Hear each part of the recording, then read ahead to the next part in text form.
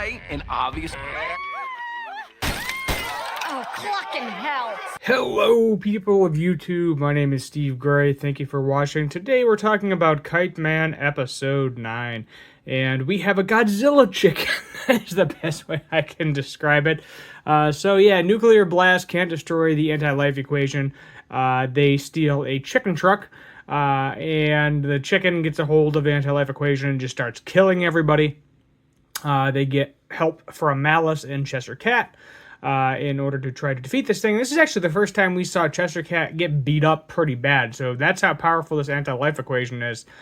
We end up using a mallet and some kind of AT-AT Star Wars tactics to get the chicken to fall headfirst into a Ferris wheel, and then use a mallet on its butt to have it spit up the anti-life equation, saving the day after it murdered several hundred people, maybe 1,000, who knows. Killed a lot of people, a lot of blood and gore in this episode.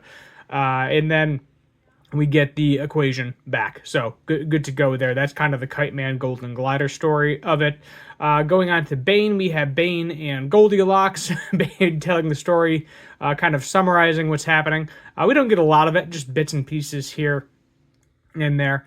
But he's essentially talking about the story of Kite Man, Golden Glider, and then Golden Glider's mom, Rebecca, as well, going back to the 80s. And then Goldilocks uses the toilet and flushes herself back to the 80s. So I'm wondering if Bane is headed back to the 80s or not, because I think peeing in it brings you back to present, and then taking a dump brings you to the 80s. I think that's how that works. I'm not 100% positive. Maybe we'll see a little bit of the 80s in the next episode. We'll have to wait and see.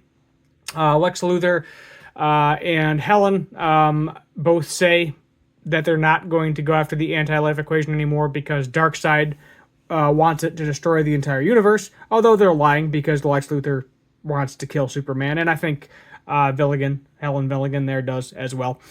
So they go after Newman's, big bar fight there, everybody dies, all the henchmen die, all the main characters are fine. No issues there. Queen of Fables kills one of her characters, they try to form a union, and then when she comes out, everybody at Noonan's has helped it. Noonan himself, I'm actually curious how old he is, because apparently he was in World War I. And just for a reference, I think World War I ended, I want to say 1919. So over 100 years old. Over 100 years old. There's no World War I veteran alive at this point in time. That much I do know.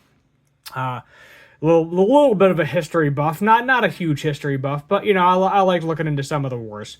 I'll be honest, it's kind of neat to see how it planned out. They say those who don't learn from history are bound to repeat it, and let me tell you, we just keep repeating it over and over and over again.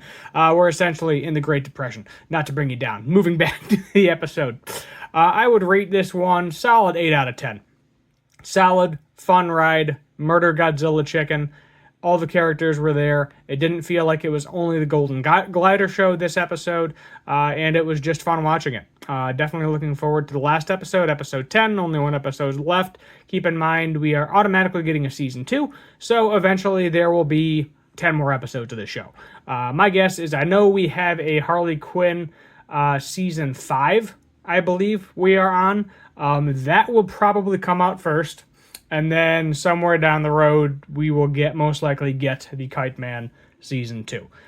That's my best guess. Don't have dates for anything yet. Could be a year from now. Could be several from now. It's kind of one of those things where they get to it when they get to it. So it'll be there. We'll get it eventually. But the question is when. All right. Other than that, hit that subscribe button on your way out. And as always, have a good one.